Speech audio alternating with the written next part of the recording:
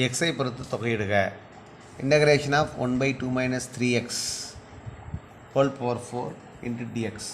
So இதை நம்ம எப்படி எழுதலாம் அப்படின்னா, இங்கே பொறுத்த வரைக்கும் இதை மேலே கொண்டு வந்துடலாம் நியூமரேட்டருக்கு.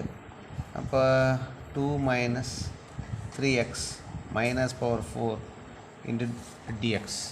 ஸோ அடுத்து நெக்ஸ்ட் என்ன பண்ணலாம் அப்படின்னா, இதை இன்டகிரேட் பண்ணோம் அப்படின்னா இந்த 3x இருக்குது பார்த்தீங்களா, அது என்னவா மாறும் அப்படின்னா 1 minus 3 into 2 minus 3x minus 4 plus 1 divided by minus 4 plus 1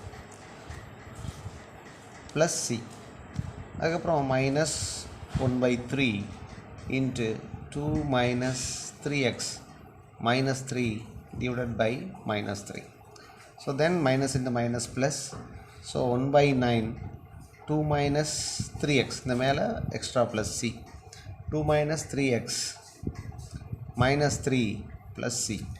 இன்னும் நம்ம இதை சால்வ் பண்ணோம் அப்படின்னா 1/9 into 2 minus 3x plus 3 கீழே வர்றதுனால ப்ளஸ் 3 மாறிடும் ப்ளஸ் சி.